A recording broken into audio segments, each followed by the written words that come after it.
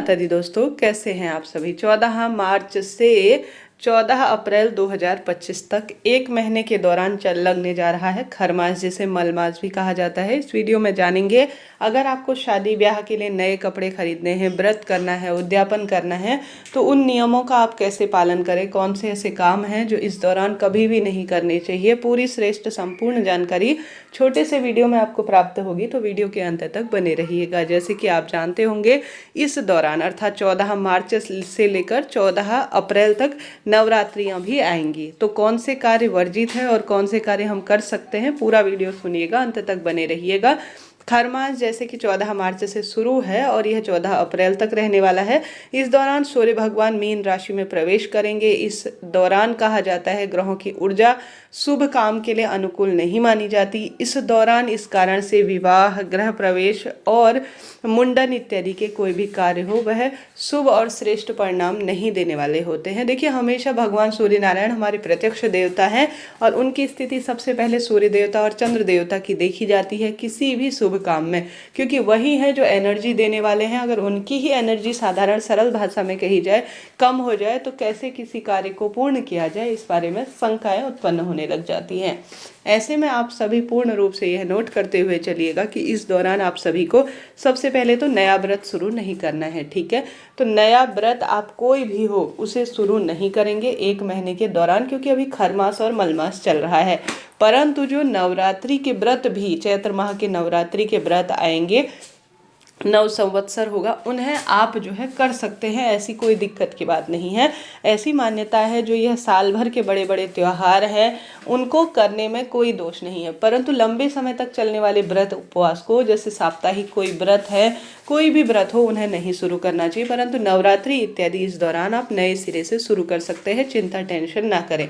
साथ ही इस खरमास के दौरान आप किसी नए व्रत की शुरुआत तो नहीं करेंगे। साथ ही मुंडन हो गया, गृह प्रवेश, नींव खुदाई, कोई नई वस्तु खरीदना भी ज़्यादा शुभ और श्रेष्ठ परिणाम देने वाला नहीं होता है। तो चीज़ें नोट करते हुए चलिएगा, क्योंकि यह समय, जैसा मैंने आपको विदित कराया, सूर्य भगवान जो है राशि परिवर्तन करते हैं और उनकी ऊर्जाओं का प्रभाव व्यक्ति के जीवन में कम रहता है। हमेशा सूर्य भगवान प्रत्यक्ष देवता है, तो उनकी स्थिति जरूर ध्यान रखनी चाहिए किसी भी कार्य को परिपूर्ण करने के लिए। तो 14 अप्रैल बाद नए संवत्सर में नए कार्य की शुरुआत हो जाएगी, जो कि सबसे शुभ और श्रेष्ठ स्वरूप में होगी और यह कार्य परिपूर्ण वाले कार्य में माने जाते हैं।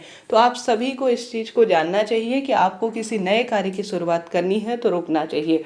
बात आती है व्रत उद्यापन की, तो व्रत उद्यापन देखिए, जैसे सोमवार के कोई व्रत होते हैं, सावन सोमवार, 16 सोमवार, माफ करें, 16 सोमवार इत्यादि, उन व्रतों को तो उद्यापन के स्वरूप में करना चाहिए, परंतु अति आवश्यक होने पर ही आप व्रत को उद्यापन करें, नहीं तो कोई दिक्कत नहीं है। आप एक महीने का समय जैसे व्रत को परिपूर्ण कर वहीं पर आप रुक जाए, उसके बाद आप खरमास खत्म होने के बाद व्रत का उद्यापन करते हैं तो अत्यधिक शुभ और ज़्यादा श्रेष्ठ परिणाम देने वाले होते हैं।